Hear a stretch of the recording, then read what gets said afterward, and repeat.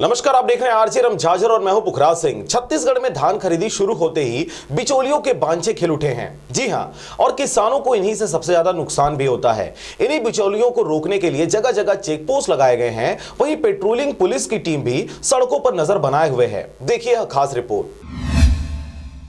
छत्तीसगढ़ में धान की कीमत समर्थन मूल्य के अलावा राजीव गांधी किसान न्याय योजना का अतिरिक्त लाभ दिए जाने के कारण पूरे देश में सबसे अधिक होती है, जिसका लाभ उठाने बिचौलिए सीमावर्ती राज्य उड़ीसा और अन्य राज्यों से धान लेकर छत्तीसगढ़ के किसानों के नाम से खपाने की कोशिश करते हैं, जिसे रोकने के लिए रायगढ़ जिला प्रशासन के निर्देशन पर सभी सीमाओं में चेक पोस्ट बनाए गए हैं और कड़ी निगरानी की जा रही है। इसी कड़ी में कलेक्टर भीम सिंह पुलिस कप्तान संतोष सिंह के साथ चेक पोस्ट का निरीक्षण करने पहुंचे। आपको बता दें कि जिला कप्तान व पुलिस कप्तान इसके अलावा कुछ धान खरीदी केंद्रों में भी गए, जहां पर खरीदी व्यवस्था सुचारू ढंग से चले, किसानों को तकनीकी समस्या न हो, इसके लिए संबंधित विभाग के अधिकारी कर्मचारियों को समझाइश दिए। वहीं पर बाहरी राज्य से धान की आवक न हो सके, इसके लिए विशेष ध्यान रखा जा रहा है, क्योंकि अक्सर यहाँ के बिचौलिए बाहर से धान लाकर यहाँ खपाने की भरसक कोशिश करते हैं। वहीं समितियों में भी कुछ जगहों से पिछले वर्ष गड़बड़ी सामने आ चुकी है। इसके लिए कलेक्टर भीम सिंह शुरुआत से ही इस पर लगाम लगाने की कवायद में जुटे हुए हैं। अब आगे देखना होगा कि जिला प्रशासन की मुस्तैदी से धान खरीदी व्यवस्था